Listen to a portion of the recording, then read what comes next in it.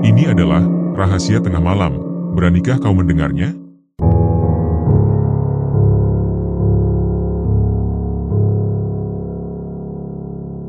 Di sebuah desa kecil yang terletak di tepian hutan lebat, hidup seorang perempuan bernama Yani. Usianya baru menginjak 30 tahun, belum menikah, dan tinggal seorang diri di rumah peninggalan kedua orang tuanya yang telah berpulang 2 tahun silam. Kehidupannya sederhana, penuh rutinitas yang tenang. Setiap pagi ia menjemur pakaian, menyapu halaman, serta menyiangi tanaman di belakang rumah. Untuk memenuhi kebutuhan sehari-hari, ia mengandalkan penghasilan dari menjahit pakaian warga sekitar. Rumah kayu jati tua yang ia huni berdinding papan dengan cat yang mulai mengelupas, namun tetap kokoh berdiri. Letaknya cukup terpencil, hanya beberapa rumah lain berada dalam radius 100 meter. Hari-hari Yani cenderung sunyi. Ia jarang bergaul, bukan karena kesombongan, melainkan rasa nyaman yang ia temukan dalam kesendirian. Sesekali ia mengikuti pengajian di langgar dekat pos ronda. Selebihnya ia menghabiskan waktu di rumah, bersahabat dengan keheningan, suara jangkrik, desiran angin hutan, dan lolongan anjing dari kejauhan. Meski warga sering memperingatkan bahwa hutan di belakang desanya dianggap angker, Yani tak pernah merasa takut. Sore itu, sekitar pukul 5, langit mulai berwarna merah dan udara terasa dingin setelah seminggu diguyur hujan hampir setiap hari. Saat sedang menjemur cucian yang belum kering, telinganya menangkap suara tangisan pelan dari arah hutan. Awalnya ia mengira itu hanyalah suara burung atau hewan liar, namun suara tersebut semakin jelas dan dekat. Tangisan itu terdengar seperti suara anak kecil yang ketakutan atau kedinginan. Yani berdiri mematung di dekat jemuran, jantungnya berdegup cepat. Bukan rasa takut yang ia rasakan, melainkan kebingungan. Jarang sekali ada anak-anak bermain di hutan, apalagi menjelang malam. Dorongan hati membawanya melangkah mendekati sumber suara. Tak jauh dari pagar belakang rumah, ia melihat seorang anak kecil duduk di bawah pohon jati. Bocah itu mengenakan kaos bergaris merah dan celana pendek, dengan rambut acak-acakan serta wajah yang kotor oleh debu dan air mata. Usianya tampak sekitar 4 atau 5 tahun. Tanpa banyak pertimbangan, Yani berjongkok di depannya dan mencoba menenangkan. Anak itu mengangguk ketika ditanya apakah ia tersesat, lalu memeluk Yani erat-erat. Tubuhnya dingin dan gemetar. Yani segera membawanya masuk rumah, mengusap tubuhnya dengan handuk, lalu menyajikan teh hangat dan sepiring nasi dengan telur dadar. Bocah itu memakan semuanya dengan lahap, seolah belum makan seharian. Dari tatapannya, ia tampak seperti anak biasa, hanya saja sangat pendiam. Yani mencoba mengetahui namanya. Anak itu menyebut dirinya Ari, namun tak menjelaskan di mana orang tuanya berada. Karena tak ingin memaksa, Yani memutuskan membiarkan anak itu beristirahat. Malam itu Ari tidur di kamar, sementara Yani memilih tidur di ruang depan. Dalam benaknya, ia yakin esok hari warga akan mencari anak itu, dan ia berencana membawanya ke kepala desa. Namun, pagi berikutnya, tak seorang pun melapor kehilangan anak. Bahkan, setelah Yani bertanya kepada ketua RT, tidak ada yang mengenal anak bernama Ari di desa itu. Hal ini membuat Yani curiga bahwa mungkin Ari berasal dari desa seberang. Namun, ia heran bagaimana bocah sekecil itu bisa sampai ke hutan di belakang rumahnya. Hari-hari berikutnya, Yani mulai merawat Ari layaknya anak sendiri. Bocah itu jarang berbicara, selalu menuruti perintah, tidak pernah rewel, dan bersikap manis. Ia bahkan sudah mulai membantu menyapu dan membereskan tempat tidur. Tetapi satu kebiasaan Ari membuat Yani gelisah. Setiap malam, ia tak pernah tidur sebelum tengah malam. Ia akan duduk diam di depan jendela kamar, menatap hutan, dan terkadang bergumam seperti sedang berbicara dengan seseorang. Ketika ditanya, Ari pernah mengatakan bahwa ia sedang berbicara dengan teman-temannya yang tinggal di pohon-pohon hutan. Jawaban itu membuat bulu kuduk Yani meremang, namun ia mencoba menenangkan diri, menganggapnya sebagai imajinasi anak-anak. Meski begitu, keanehan mulai terjadi. Setiap pagi, Yani menemukan benda-benda aneh di halaman belakang, seperti boneka kayu atau kelereng hitam. Ari selalu mengaku bahwa semua itu adalah hadiah dari teman-temannya. Pernah suatu pagi, Ari memberinya kalung emas kecil. Katanya, kalung itu berasal dari ayahnya yang tinggal di hutan, dan suatu hari, jika Yani berbuat baik, ayahnya akan mengajak tinggal di rumahnya. Kata-kata itu membuat tubuh Yani merinding. Malamnya, Yani bermimpi aneh. Ia melihat sebuah rumah besar bergaya kerajaan, dipenuhi ukiran emas dan perabot mewah. Di dalamnya, seorang pria berwajah pucat duduk di singgasana, menatapnya dengan sorot mata dingin, lalu mengucapkan terima kasih karena telah menjaga anaknya, sambil memperingatkan agar tidak pernah melarang sang anak kembali. Yani terbangun dalam keadaan terengah, keringat dingin membasahi tubuhnya. Sejak itu, mimpi yang sama terus datang berulang. Yani mulai merasa yakin bahwa Ari bukanlah anak manusia biasa, melainkan anak dari makhluk gaib yang tinggal di hutan, makhluk kaya raya dengan istana emas dan kekuatan yang mempengaruhi kehidupan manusia. Meski kesadaran itu datang terlambat, ia sudah terlanjur menyayangi Ari. Kehidupannya pun berubah, rezekinya meningkat, pesanan jahitan mengalir deras, bahkan dari desa lain. Pernah ada orang tak dikenal yang membayar untuk jahitan yang tak pernah ia buat, mengaku bahwa baju mereka telah dijahit oleh anak kecil di rumah ini. Yani mulai merasa bahwa sesuatu yang tak wajar telah menyatu dengan hidupnya. Namun, ia tak sanggup mengusir Ari. Di balik kebaikan dan kepolosan bocah itu, Yani menyimpan rasa takut akan satu hal. Suatu hari nanti, Ari pasti akan kembali ke tempat asalnya. Dan ketika hari itu tiba, ia tidak yakin akan sanggup melepaskannya. Beberapa minggu berlalu sejak Ari tinggal bersama Yani. Kehidupan perempuan itu perlahan berubah, bukan hanya dari rezeki yang tiba-tiba datang tanpa diduga, tetapi juga suasana rumah yang kian hari terasa semakin tak wajar. Ia mulai terbiasa mendengar langkah kaki di tengah malam, pintu yang terbuka sendiri meski angin tidak berhembus, serta aroma wangi bunga melati yang datang dari arah dapur ketika larut. Pernah suatu malam, Yani berpura-pura tidur. Dari balik kelambu, ia mengintip diam-diam. Dilihatnya Ari berjalan pelan menuju dapur, lalu berdiri membisu di depan pintu belakang yang menghadap ke hutan. Tubuh kecil itu tidak bergerak, seakan menunggu sesuatu. Beberapa menit kemudian, telinga Yani menangkap suara bisikan dari luar, berbahasa aneh yang tidak dikenalnya. Bukan bahasa Indonesia dan bukan pula bahasa daerah manapun yang pernah ia dengar. Meski begitu, Ari tampak mengerti setiap kata. Keesokan harinya, saat Yani menanyakan kejadian tersebut, Ari hanya memberi senyum tipis dan berkata dengan tenang bahwa ia tengah berbincang dengan para ibu-ibu. Perempuan itu ingin bertanya lebih jauh, namun wajah Ari yang terlalu tenang membuatnya enggan memaksa. Ada sesuatu pada tatapan mata bocah itu yang membuatnya merasa seperti terseret masuk ke ruang hampa yang dingin dan tak nyaman. Beberapa hari kemudian, kabar ganjil mulai beredar di desa. Ada warga yang mengaku melihat cahaya aneh di atas hutan pada malam hari, sementara yang lain mendengar suara perempuan menangis dari balik pepohonan. Tak seorang pun berani mencari tahu, semua hanya menebak-nebak.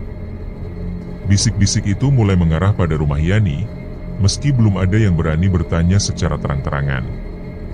Suatu sore, Bu Salamah, tetangga yang rumahnya terletak cukup jauh di seberang kebun, datang membawa pisang goreng. Awalnya obrolan mereka ringan, namun perlahan arah pembicaraan bergeser. Bu Salamah menanyakan asal-usul Ari. Yani menjelaskan bahwa bocah itu mengaku tersesat di hutan, ditemuinya pada suatu sore, dan telah ia tanyakan kepada RT serta desa sebelah. Tak seorang pun mengaku kehilangan anak. Wajah Bu Salamah berubah serius. Ia mengaku pernah melihat Ari tengah malam, berjalan sendirian menuju hutan. Saat itu ia baru pulang dari rumah anaknya dan mengira Yani menyuruh Ari mencari kayu bakar. Namun, bagi Bu Salamah, waktu itu terlalu aneh untuk seorang anak keluar rumah. Ia bahkan memperingatkan bahwa hutan di belakang desa bukanlah hutan biasa, melainkan dipercaya sebagai tempat kerajaan gaib. Yani hanya mengangguk, lalu mengantarnya pulang. Setelah tetangganya pergi, Yani duduk lama di beranda. Pikirannya penuh pertanyaan. Ia merasa keberadaan Ari bukan sekadar perkara anak jin atau bukan. Ada sesuatu yang lebih besar bergerak di balik semua ini, seakan ia sedang diuji tanpa tahu bentuk ujian itu. Malamnya, mimpi itu datang kembali. Rumah besar yang megah dengan singgasana emas muncul lagi, kali ini tidak kosong. Beberapa sosok tampak menunduk pada pria pucat yang duduk di singgasana. Tatapan pria itu menusuk Yani, membuatnya terbangun dalam keadaan berkeringat, tenggorokan kering, dan napas terengah seperti baru berlari jauh. Jarum jam menunjukkan pukul 3 dini hari. Ia berjalan ke dapur untuk mengambil air minum. Di lorong, dilihatnya Ari berdiri di depan pintu kamar, menatapnya. Bocah itu bertanya apakah Yani baru saja bermimpi. Yani terkejut mengetahui bahwa Ari juga melihatnya dalam mimpi. Ari bercerita bahwa ayahnya berpesan agar Yani tidak merasa takut. Saat Yani menanyakan asal-usulnya, Ari mengaku berasal dari rumah emas di tengah hutan, anak dari seorang raja dan ratu yang cantik. Ia merasa bosan tinggal di sana dan ingin melihat dunia manusia, lalu memilih rumah Yani karena perempuan itu tinggal sendirian. Yani memeluk Ari erat. Dadanya terasa sesak dan matanya panas, meski ia tak tahu alasan pasti mengapa ingin menangis. Selama ini ia tak pernah menikah, tak pernah memiliki anak, namun kehadiran Ari terasa seperti mengisi ruang kosong yang tak pernah ia sadari. Keesokan paginya, dua pria asing datang ke rumah. Wajah mereka tidak dikenal, pakaian mereka rapi, tetapi sorot mata mereka dingin. Salah satunya menyampaikan maksud untuk menjemput seorang anak bernama Ari, dengan alasan bahwa anak itu bukan milik dunia ini. Yani berdiri di ambang pintu, menghalangi mereka masuk, dan menegaskan bahwa ia merawat anak itu setelah menemukannya tersesat. Kedua pria itu hanya tersenyum tipis dan menyebut diri sebagai utusan. Mereka tidak memaksa, hanya menatap lama sebelum pergi dengan tenang. Sejak saat itu, Yani tahu waktunya bersama Ari tidak akan lama. Mimpi-mimpinya semakin sering datang, membawanya ke dunia asing dengan istana berlapis emas di tengah hutan gelap, diiringi bisikan-bisikan dalam bahasa yang tak dimengerti. Wajah Ari pun mulai berubah. Sesekali matanya berkilat di malam hari. Ia mampu membaca pikiran Yani, menjawab sebelum ditanya, bahkan memindahkan benda hanya dengan tatapan. Yang paling mengejutkan adalah suatu pagi ketika Yani membuka lemari pakaian. Di sana, tersusun rapi tumpukan uang dalam jumlah besar, seolah baru dicetak. Di atasnya, tergeletak secari kertas bertulisan tangan halus berisi pesan bahwa uang itu adalah untuk kebutuhan Yani, pemberian dari ayah Ari. Perempuan itu terduduk lemas.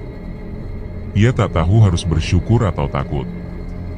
Segalanya terjadi terlalu cepat, terlalu aneh, dan terlalu luar biasa untuk dianggap kebetulan. Ia sadar Ari datang bukan sekadar untuk tinggal, tetapi untuk mengubah hidupnya selamanya. Sejak kedatangan dua pria asing itu, Yani tak pernah benar-benar merasa tenang. Meski mereka tidak kembali, bayangan wajah mereka terus menghantui. Saat menyapu halaman, ia sering merasa diawasi. Lampu teras rumah kerap berkedip lalu padam tanpa sebab, namun anehnya rumah itu tak pernah gelap sepenuhnya. Selalu ada cahaya samar menyerupai pelita yang datang dari kamar Ari, meski Yani yakin tak pernah menyalakan apapun di sana. Ari sendiri tetap tenang, sopan, dan seringkali terlalu dewasa untuk anak seusianya. Ia tak pernah meminta mainan atau rewel soal makanan. Cara bicaranya datar, seperti seseorang yang sedang menahan perasaan, membuat Yani semakin yakin bahwa bocah itu menyimpan sesuatu yang jauh lebih besar dari yang bisa ia bayangkan. Pada suatu malam ketika rasa kantuk belum juga datang, Yani mendengar alunan gamelan yang samar-samar mengalun dari arah belakang rumah. Suaranya pelan namun jelas, seperti berasal dari kejauhan, iramanya teratur dan memikat. Terbangun oleh rasa penasaran, ia melirik ke arah jendela, lalu mendapati pemandangan yang membuat tubuhnya kaku tanpa mampu bergerak. Di batas kebun yang bersinggungan dengan hutan, terpancar cahaya keemasan menyilaukan, menyerupai lentera raksasa yang menggantung di udara. Dari sumber cahaya itu, bayangan-bayangan tinggi berjubah panjang bergerak perlahan, tanpa suara langkah, hanya diiringi denting gamelan yang semakin nyata. Di tengah barisan itu, tampak sosok perempuan bergaun putih panjang. Wajahnya terselubung kain tipis berwarna perak, diapit dua makhluk berjubah hitam dengan kepala tertunduk. Yani menutup mulutnya, menahan napas. Saat keberaniannya terkumpul untuk kembali mengintip, segala yang tadi terlihat telah lenyap begitu saja. Keesokan harinya, Ari tampak lebih pendiam dari biasanya. Ia duduk di kursi dapur, mengaduk teh manis yang tak tersentuh. Gerak-geriknya tenang, namun seolah menyimpan sesuatu. Dari tatapannya, Yani merasa bahwa anak itu memahami hal-hal yang bahkan melampaui dirinya sendiri. Sejak malam itu, desa mengalami perubahan besar. Pasar menjadi ramai luar biasa, para pendatang bukan sekadar berbelanja, melainkan mulai membuka warung baru. Seorang investor dari luar kota membangun toko grosir tak jauh dari rumah Yani. Jalan tanah yang dulu becek kini mulai berlapis aspal. Warga mendapatkan pekerjaan dan penghasilan tambahan, mendadak semua terlihat sejahtera. Namun entah mengapa, semua perubahan itu seakan berpusat pada sebidang tanah lapang di belakang rumah Yani, tepat di tepi hutan. Lurah desa pernah datang menawarkan pembelian tanah tersebut, menyebutnya cocok untuk pembangunan ruko dan tempat parkir. Yani menolak dengan halus, meski sorot mata lurah mengisyaratkan kekecewaan yang tertahan. Tawaran demi tawaran datang, bahkan dari orang-orang berpenampilan mewah, namun Yani tetap kukuh mempertahankannya. Dalam hati, ia merasakan bahwa tanah itu bukan sepenuhnya miliknya. Ada sesuatu di sana yang lebih tua dan lebih kuat daripada harta apapun. Ari semakin sering berbicara sendiri di malam hari. Kadang duduk di bawah pohon jambu, memandang hutan dengan tatapan kosong. Kadang menggambar simbol-simbol aneh di tanah, lalu menghapusnya sebelum fajar. Pernah, Yani mencoba memotret salah satu simbol itu, namun ponselnya mendadak mati. Saat menyala kembali, layar hanya menampilkan bayangan wajah perempuan tua bermata hitam. Sejak itu, ia tak pernah lagi mengganggu Ari ketika anak itu sedang melakukan hal-hal yang tak ia mengerti.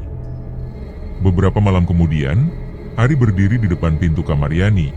Wajahnya pucat, matanya memerah seakan habis menangis. Ia menyampaikan bahwa seseorang telah datang, menegurnya karena terlalu lama tinggal, namun ia sendiri belum mau kembali. Kata-kata itu membuat hati Yani mencelos, namun ia mencoba tetap tenang.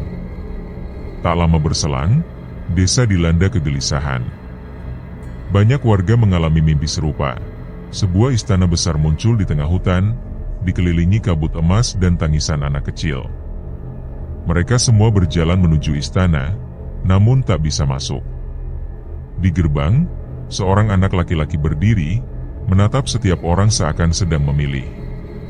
Keesokan paginya, kabar menyebar tentang Pak Sugeng, penjaga kebun desa sebelah, yang ditemukan pingsan di tepi hutan.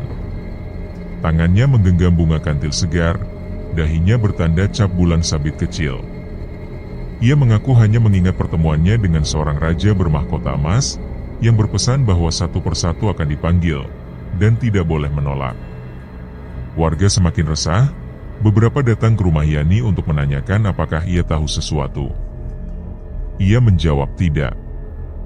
Namun malamnya, Ari memandangi jendela dengan tatapan dalam, mengatakan bahwa kerajaan itu mulai terbuka, jarak antara dunia mereka dan dunia manusia semakin tipis, dan hanya orang-orang tertentu yang diizinkan masuk, yakni mereka yang telah dilihat oleh sang ayah.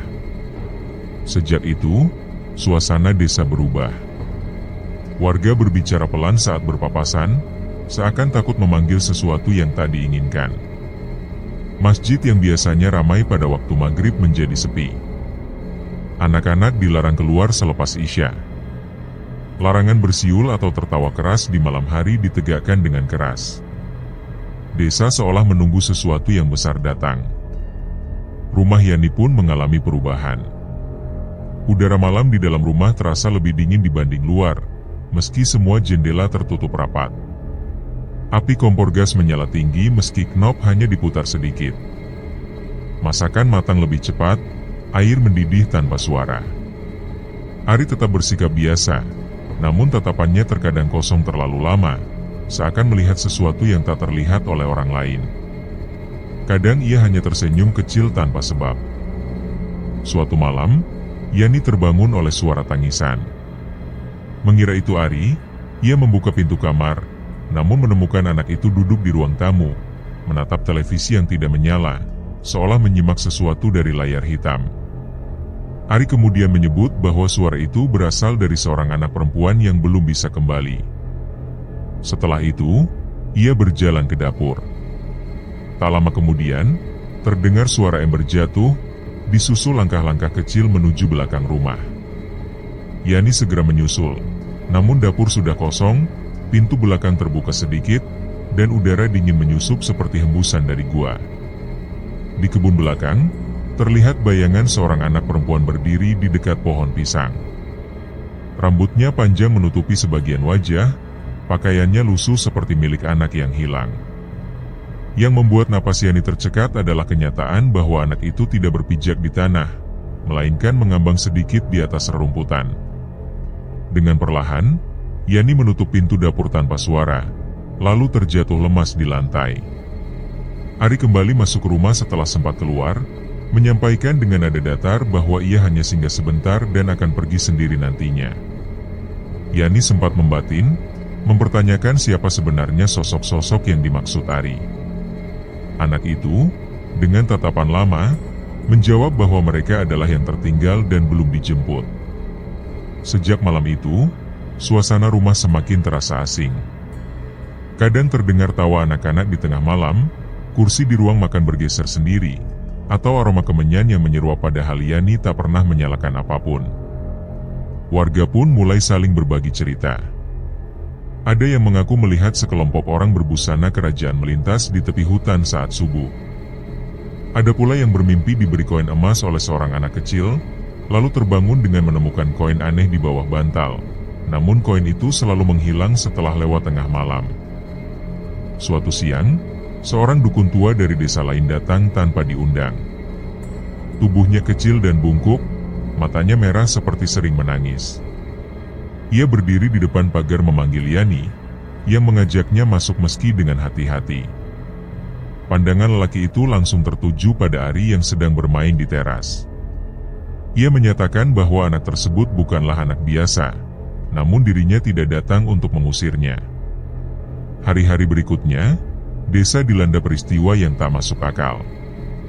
Beberapa warga jatuh sakit tanpa sebab jelas, dengan luka goresan di punggung seperti dicakar.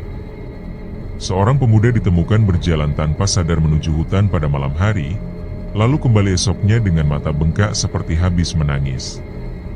Pemuda itu hanya mampu berbisik bahwa ia melihat singgasana emas di bawah tanah dan mendengar ribuan suara memanggil satu nama. Yani semakin yakin waktunya bersama Ari tidak akan lama. Anak itu mulai jarang berbicara, lebih sering menulis pada kertas lusuh dengan huruf-huruf asing yang tak terbaca, lalu membakarnya sendiri. Malam-malam terakhir, Ari tidur di lantai menghadap hutan, seolah menunggu kedatangan seseorang. Mimpi-mimpi Yani pun selalu sama. Ia berjalan di lorong panjang berlapis emas, dengan ribuan cahaya tergantung di langit-langit.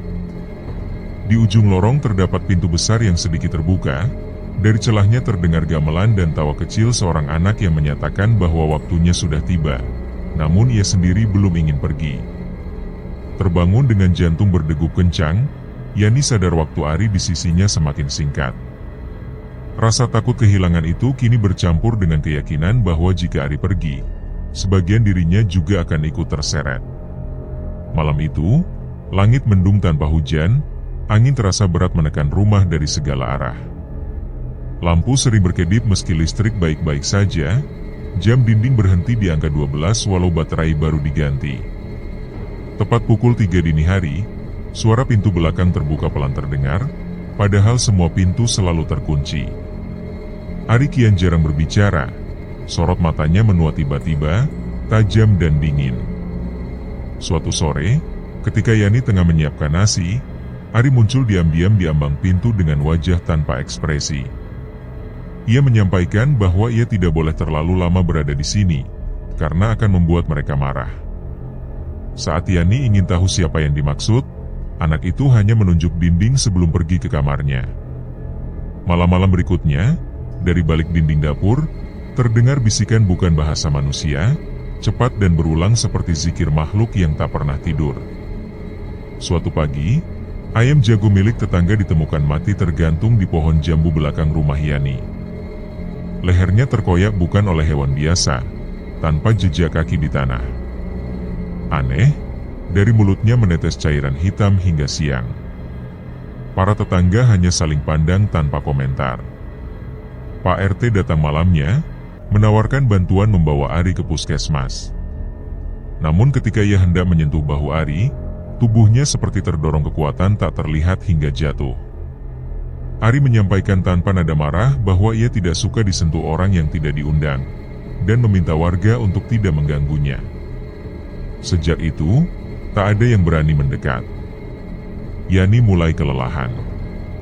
Ia jarang tidur, selalu dihantui mimpi berdiri di bawah langit merah darah dengan tangisan ribuan anak di kejauhan. Di depannya terbentang istana tak berdinding terbuat dari cahaya dan tulang, di mana Ari duduk di kursi tinggi mengenakan jubah emas, mahkota dari bunga kering dan gigi bayi. Dalam mimpi itu, Ari mengajak Yani untuk pulang, menyatakan bahwa dunia ini bukan milik mereka dan ia hanya singgah sebentar. Keraguan mulai menggerogoti Yani, bahkan pada identitasnya sendiri. Melihat foto lamanya sebelum bertemu Ari, ia merasa matanya asing, seolah bukan miliknya. Kadang bayangannya di cermin tertinggal beberapa detik lebih lama daripada gerakannya. Akhirnya, Yani nekat ke hutan tempat pertama kali menemukan Ari. Ia membawa pakaian Ari, bonekanya, dan segelas susu kesukaannya. Di tempat paling sunyi, angin berhenti, burung terdiam, udara padat. Ia meletakkan barang-barang itu di tanah, menyampaikan bahwa jika memang Ari harus kembali, maka jangan lagi mengganggu orang lain. Daun-daun berputar membentuk pusaran, aroma dupa menyengat, lalu suara halus terdengar dari segala arah, menyatakan bahwa mereka tidak memaksa, hanya menunggu, karena Ari adalah darah mereka. Yani menahan air mata, menyatakan bahwa Ari juga sudah menjadi anaknya. Suara itu tertawa serak, menuding rasa sayang sebagai kelemahan manusia. Saat pulang, semua cermin di rumah telah tertutup kain hitam. Ari duduk di ruang tamu dengan mata tertutup kain merah, dikelilingi lingkaran batu-batu kecil, bergumam dengan bahasa asing. Sesekali angin berputar di dalam rumah meski jendela tertutup. Malam-malam berikutnya, rumah tak lagi sunyi. Langkah kaki terdengar di atap, suara berlari di loteng yang tidak ada, peralatan dapur berpindah sendiri, televisi menyala menampilkan gambar hitam dari hutan asing. Ketika tetangga membawa ustaz untuk berdoa dari jauh, azan dari masjid desa terdengar patah-patah, seolah menembus lapisan dunia lain. Ari semakin pucat, sering berbicara sendiri atau menangis lama, menolak makanan manusia. Yani pernah menemukan mangkuk nasi kosong yang kini terisi kelopak bunga dan cacing hidup. Ari mengatakan itu makanan mereka. Yani sadar waktunya semakin dekat. Rumah ini bukan lagi tempatnya, namun ia tak sanggup meninggalkan Ari. Hubungan mereka telah melampaui batas manusia, berubah menjadi sesuatu yang lebih tua, lebih dalam, dan tak sepenuhnya manusia. Malam itu, Ari memberitahu bahwa esok malam mereka akan datang. Yani menatapnya, menunggu penjelasan. Ari memejamkan mata, mengatakan bahwa mereka akan menjemputnya sekaligus menanyakan satu hal penting pada Yani. Tanpa bertanya lebih lanjut, Yani sudah tahu bahwa jawaban atas pertanyaan itu akan menentukan apakah dunia ini masih tetap menjadi milik manusia. Malam itu datang dengan kesunyian yang ganjil, seolah dunia menahan napas. Udara terasa berat, seperti diselimuti kain lembab yang tebal. Langit tak menampakkan bintang, dan jangkrik pun enggan bersuara. Tidak ada hembusan angin, hanya kegelapan yang pekat. Hutan di belakang rumah Yani tampak lebih gelap dari biasanya, seakan menutup diri dari dunia luar. Ari telah duduk di depan pintu sejak sore. Pakaian yang ia kenakan bukanlah sesuatu yang pernah Yani lihat sebelumnya. Sebuah jubah kecil berwarna merah marun dengan bordir benang emas yang berkilau, meski cahaya lampu rumah meredup. Wajahnya pucat, namun matanya memancarkan ketenangan, tanpa sedikit pun jejak ketakutan. Sorot itu lebih menyerupai pandangan seorang anak yang tahu ia akan kembali ke tempat yang lama ia rindukan. Yani berlutut di hadapan Ari, jemarinya menggenggam tangan mungil itu erat-erat. Hatinya dipenuhi rasa khawatir bercampur harapan, bertanya-tanya apakah dunia yang akan menyambutnya adalah dunia yang baik. Ari hanya menunduk pelan, seolah memberi keyakinan. Ada kesan bahwa ia telah menerima janji akan dijaga dengan baik di tempat tujuannya, dan bahwa orang yang menunggunya menganggap Yani sebagai sosok yang telah memberinya kebaikan tanpa pamrih. Tepat tengah malam, cahaya samar mulai muncul dari belakang rumah. Bukan cahaya lampu atau api, melainkan pancaran lembut seperti sinar rembulan yang ditarik turun ke bumi, membentuk tirai tipis berkelap-kelip. Dari balik tirai itu, sosok tinggi mulai menampakkan diri. Seorang pria besar mengenakan jubah panjang berwarna hitam kebiruan.